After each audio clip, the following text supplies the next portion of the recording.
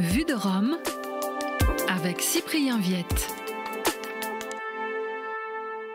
Depuis son élection en mai dernier, le pape Léon XIV ne s'était pas encore exprimé sur la procédure menée à l'encontre du père Marko Rupnik, cet ancien jésuite slovène proche du pape François et accusé d'abus sexuels et spirituels par une vingtaine de femmes.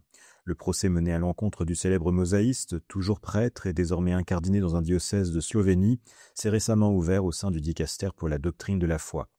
Nous pouvons espérer que ce procès qui vient de commencer sera capable d'apporter un peu de clarté et de justice à toutes les personnes concernées, a déclaré le pape Léon XIV à Castel Gandolfo ce mardi soir lors d'un bref échange avec la presse devant les grilles de la Villa Barberini où il venait de passer une journée de repos.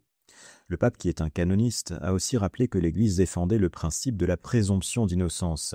Léon XIV a donc demandé de la patience aux victimes présumées de l'artiste slovène qui a réalisé des mosaïques dans des chapelles et églises partout dans le monde et notamment au Vatican.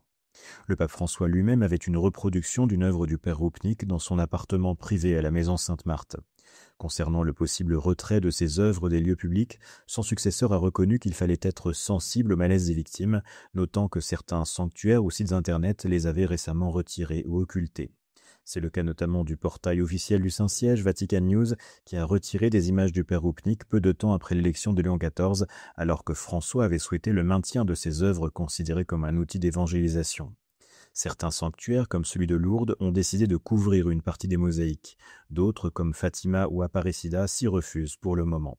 Sans prendre parti directement dans ce débat complexe, le pape Léon XIV cherche en tout cas à respecter le temps de la justice canonique et à montrer que le Vatican respecte les règles de l'état de droit.